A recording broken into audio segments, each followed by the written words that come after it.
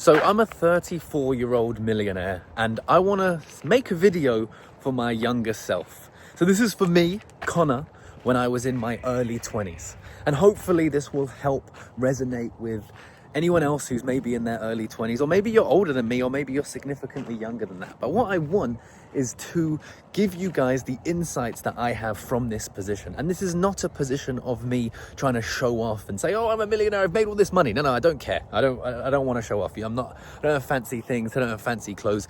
I'm just walking down the street yapping, right? So I want to give my opinion, and obviously I need to tell you that I'm a millionaire so you guys listen, right? Else, why would you listen to a random dude who has, not even his beard done? With that said, if you can do me a favor, this is a new channel and a new exciting chapter where I want to share my business experience with everyone. So if you could subscribe, that would be absolutely awesome. And point number one, young Connor, sir, you need to, instead of stop saving your money, all right? Stop putting all of your money into the bank. Stop saving and weaseling away every little morsel that you have. There's 2 points I want to talk to you about, all right? One, saving money or saving is good. Don't buy crap that you don't need. You were very good at that. Well done for not buying, all of the new pairs of shoes and Nike tracksuits or whatever it was that your friends were doing that you didn't do. That was good. You saved your money. It was awesome. It was more what you did with your money, and it was more how much saving plagued your mind. So what I want you to do is I want to change your emotional attachment to money, your feelings towards money. Now, I know right now, Connor, in your 20s, you're feeling like you need to hoard the money. You need it in the bank account because you might, buy a property one day and you need a deposit or whatever. But the way you're thinking about the money in your bank is wrong. It's not working for you. As in, the money's not going out and doing something. I'm sitting here right now and I have my investments. And the only thing when it comes to those investments that I wish I did sooner was invest sooner. And no, I'm not talking about going out and buying whatever it is that the internet is talking about, back in 2015, all right? That's not what we're talking about here. We're talking about buying safer assets, or what I, the 34-year-old Connor, consider the safer assets, and where I want my money to be right now. Where I want my money to be right now is 1, Bitcoin. Number 2 is NASDAQ 100. It's an ETF. Number 3 is the S&P 500.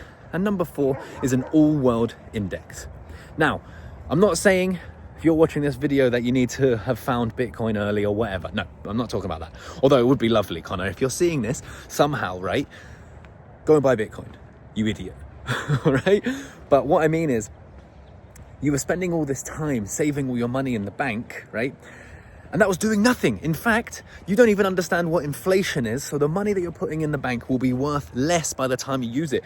And I know for a fact that you waited 10 years to use that money because it took you from 19 to 29 to save the money that you felt secure enough to leave your job, all right? You don't need that much money to leave your job. You only need 3 months to 6 months of a safety net, maybe a year if you're going to be really conservative. You don't need all that money you saved over 10 years. What you should be doing with that money, Connor, me, my past self, is investing it into steadily growing assets. Slowly, every month when you make extra income, which you were doing, that you were squirreling away, you weren't buying that avocado toast, you weren't buying that coffee, you were doing it well, but it's what you did with that savings is what annoys me. So you want to get yourself a brokerage and put the money every single month slowly. It's called dollar cost averaging. Slowly dollar cost average into the markets that I just said to you. All right. I still do that to this day. All right. So I'm still doing it now. I wish I had have started sooner, and I'm telling you past me to start sooner. Number 2. All right. It's start that venture. I know you're thinking about being an entrepreneur and doing all these things, but keep going with it. I know that you started some eBay stores, and it was just eBay, I think, back then.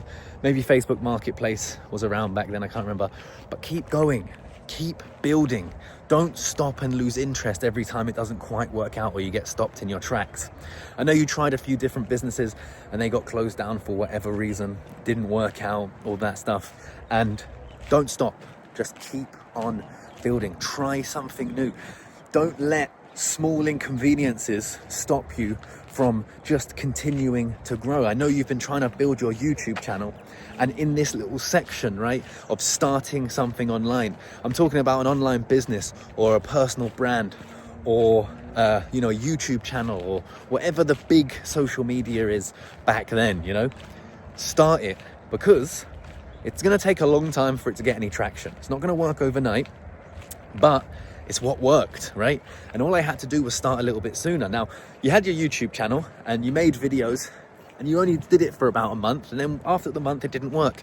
It's never gonna work within a month. You need to give yourself a year of hard dedication, and that's just per thing. And it's not easy, but stick to it, because it will work out. And the only difference is that separates me right now from you back then is the fact that I didn't give up. All right, so do that. Number 3, put yourself in environments where there's people that make you feel uncomfortable, where there's people that you idolize, where there's people that you look up to, where there's people who are in a position that you want to be in. How do you find those people? How do you get into the room with those people? Go to the places that those people are at. Those people are in places like Bali. They're in places like Malta. They're in places like Cyprus. They're in places like Dubai. Go to those places. Go onto social media and find things like run clubs, find things like entrepreneurial meetups, find things like networking events for brands or whatever it is. You can find them. They're on Facebook, they're on Instagram, they're on TikTok. They're there. Just search for them. Putting yourself in places where you can meet people that are in the position that you want to be in, or even better, other people who are in the position that you are right now but have a slightly different mindset. The biggest thing that's helped me in this entire journey, right? When I was building my YouTube channel, when I got my first break, it was after 5 months of uploading videos every single day on a specific topic. Bearing in mind, I started my channel back in 2006, so we're at 19 years of this channel, trying different things, but again, not sticking to it. The first time I stuck to it, after 4.5 months, it worked.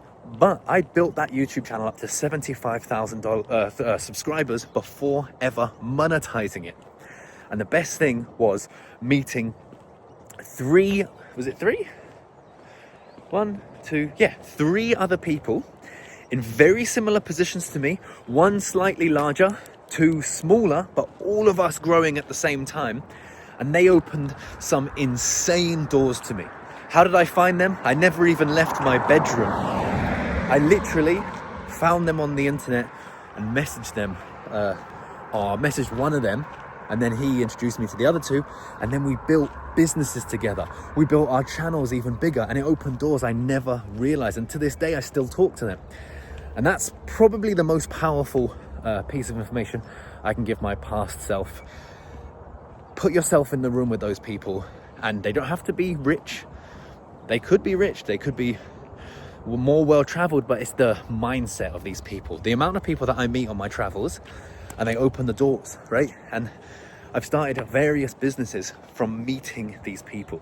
Networking leads to some incredible things, and you don't have to go to the normal tacky networking events. They're annoying, they're weird, I get it.